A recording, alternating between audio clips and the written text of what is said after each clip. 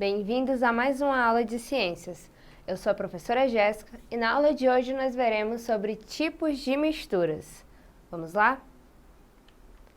Então, para começar, é importante a gente trazer a definição do que seria uma mistura. Se vocês forem olhar rapidamente no dicionário, vocês vão encontrar que mistura é um substantivo feminino que pode ter dois significados. Primeiro, ato ou efeito de misturar-se, e o segundo, composto ou produto resultante de coisas misturadas. Seria uma mescla, um misto ou um amálgama.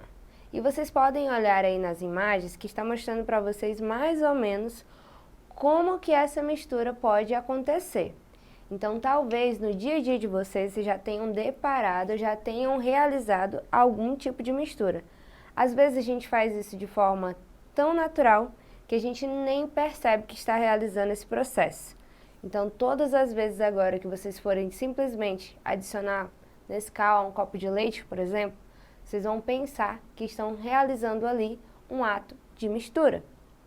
E aí vamos entender um pouquinho mais o que seria isso sobre misturas em ciências. Então, primeira coisa, quando a gente fala sobre essas misturas, é importante que vocês saibam que a gente consegue classificar as substâncias, ou seja, a gente consegue agrupar em diferentes grupos. E antes da gente cair nos tipos de misturas propriamente ditos, vamos entender como é que seria essa reunião ou entender também como que a gente pode encontrar isso no nosso dia a dia. E para isso, primeiro a gente vai ver também um pouquinho da definição do que seria uma substância pura.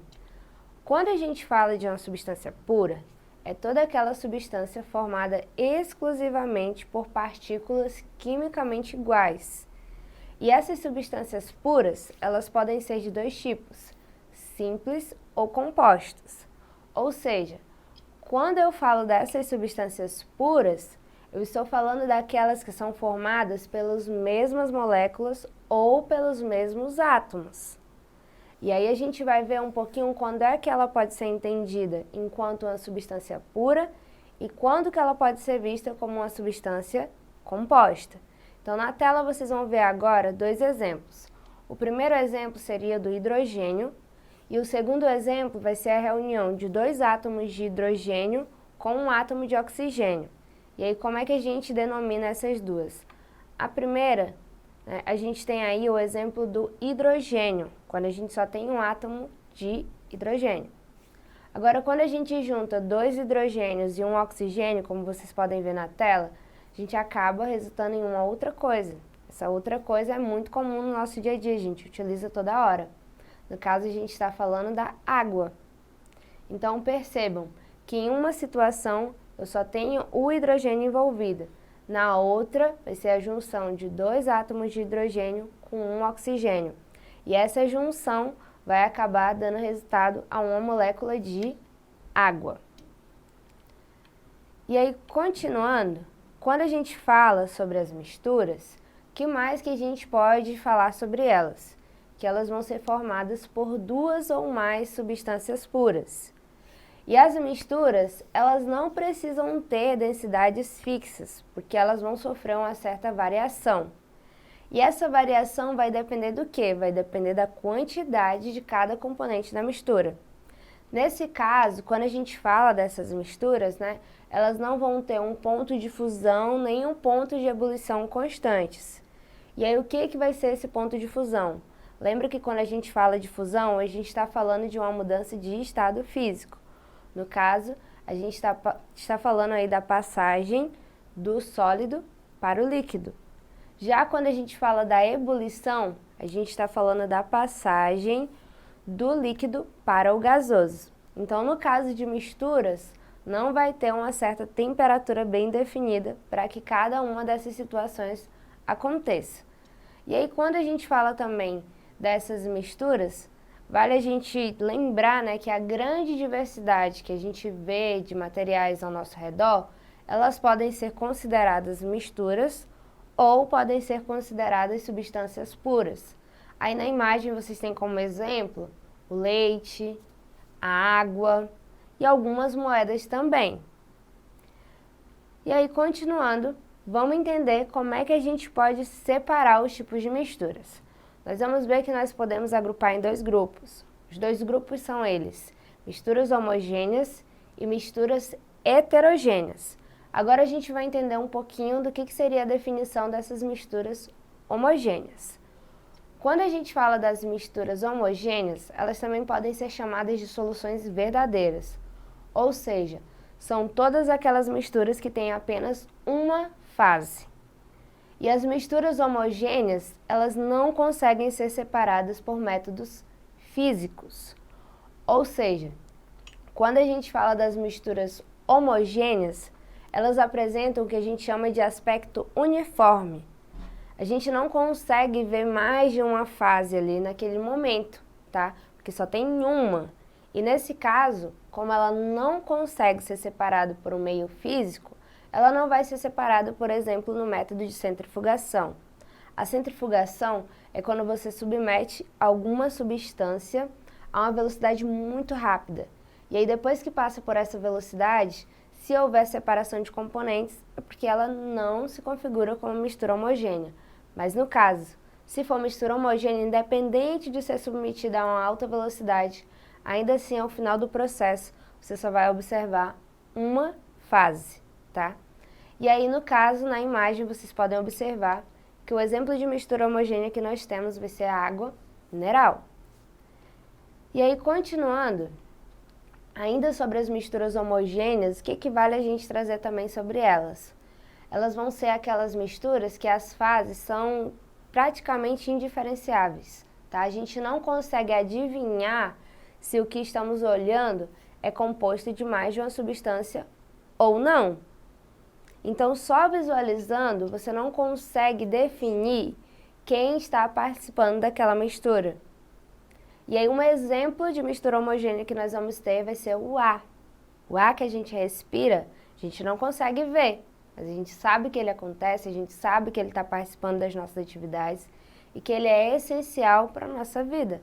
Mas ainda assim, a gente não consegue observar quem são os seus componentes.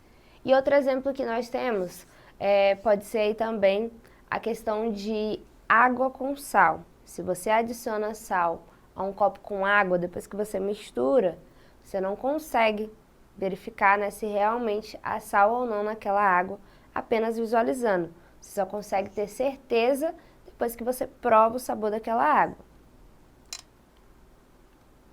E aí o outro tipo de mistura que nós temos são as misturas heterogêneas. As misturas heterogêneas já são aquelas que vão apresentar mais de uma fase. Então é nítido, ao olhar eu consigo perceber que tem mais de um componente envolvido. E um exemplo clássico, como que eu vou mostrar na tela para vocês, é o seguinte: se você pega um copo com água e adiciona a esse copo com água uma camada de óleo, você vai ver que vai ter a camada de água e a camada de óleo. Não se misturam, tá? E nesse caso, por que isso acontece? Por conta de densidades que são diferentes. Nesse caso, o óleo ele é menos denso que a água. Por conta dessa densidade ser diferente, a gente vai conseguir visualizar duas fases, formando o que a gente chama de sistema bifásico. Então, a mistura de água e óleo vai ser um tipo de mistura heterogênea. E outro exemplo de mistura heterogênea que talvez vocês até agora pudessem, né, classificar como mistura homogênea vai ser o sangue. Então, o nosso sangue, se por acaso você se machuca, começa a jorrar sangue do seu corpo, você pode falar, mas professora, eu não estou conseguindo ver mais nada ali. Só que lembra do que eu falei, se passar pelo processo de centrifugação e a gente conseguir separar alguns elementos, é porque tem a participação de mais de um elemento ali. E o sangue vai ser um desses exemplos. Se o sangue passar pelo processo de centrifugação, a gente vai ver que ele é formado pelos glóbulos vermelhos, pelos glóbulos brancos. Então, não é só células vermelhas que o compõem. Claro que visualmente, só olhando, você não consegue definir isso, mas a partir do momento que passa pela centrifugação, essa separação ela é possível. Então, por isso que o sangue ele é uma mistura heterogênea. E aí, também cabe a gente trazer que existem misturas de fases diferentes. O que isso quer dizer? que as misturas não necessariamente precisam ser misturas de dois líquidos. Nós podemos ter misturas homogêneas e heterogêneas, em que pode haver a presença de um sólido ou de um gás. Então, isso também pode acontecer. Então, não é regra que para que a mistura aconteça, tenha que haver o envolvimento de dois líquidos. Pode ser que haja, naquele momento, a participação de algum sólido ou de algum material no estado gasoso. E aí, vale a gente trazer também, né, a curiosidade da água e do gelo. Será que seria uma mistura heterogênea? Se a gente for parar para pensar, a única diferença, né, desse copo aí é que a água contida no copo, ela está ali no estado líquido e o gelo está no estado sólido. Então, nesse caso, eu não estou alterando a substância. O que está acontecendo nessa situação é apenas a mudança de estado físico de um mesmo material, de uma mesma substância. Então, misturas, vale a gente trazer que necessariamente elas precisam tratar de duas ou mais substâncias diferentes. No caso da água no estado líquido e do gelo, não é o que acontece. Como eu já falei, o que a gente observa é apenas o estado físico da água acontecendo de forma diferente. E aí nós fechamos a nossa aula com as misturas coloidais, tá? Embora pareçam ser homogêneas a olho nu, a diferença entre essas misturas não é perceptível, elas são heterogêneas. E isso vai ser possível de observar, que seria uma mistura coloidal, porque a partir do momento que passa pela separação através de algum instrumento, você consegue ver que há mais de um elemento envolvido.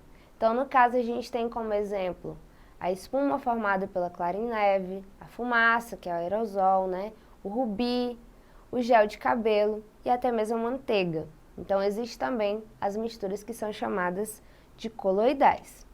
E aí, para a gente fechar a nossa aula de hoje, nós vamos fazer agora o nosso exercitando. O nosso exercitando para que a gente possa revisar um pouquinho do que a gente viu durante essa aula de hoje.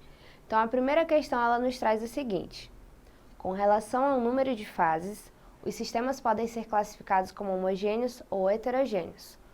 Todas as alternativas correlacionam adequadamente o sistema e sua classificação, exceto, ou seja, tem alguma que não está relacionando corretamente o sistema com a classificação. Letra A, água de coco, heterogêneo. Letra B, água do mar filtrada, homogêneo. Letra C, água e óleo, heterogêneo. E letra D, leite, homogêneo. E aí, qual dessas seria a alternativa que está errada?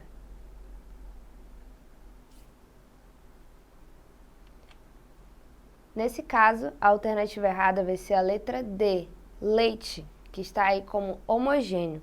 O leite, pessoal, ele também vai ser classificado como uma substância heterogênea, porque se ele passar também por processos de separação, vai ser possível observar que tem mais de um elemento participando da sua composição. Nós temos mais uma questão.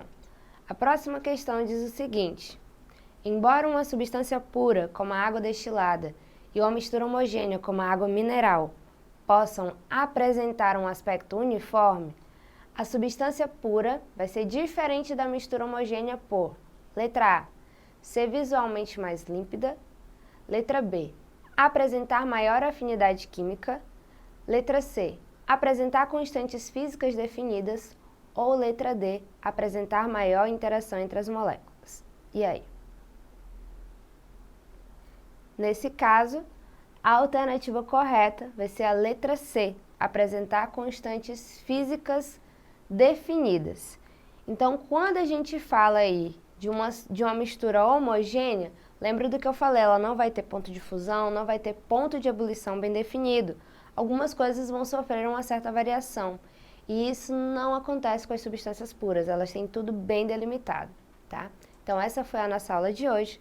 Vocês podem acessá-la mais vezes na plataforma Eduque. Até a próxima aula!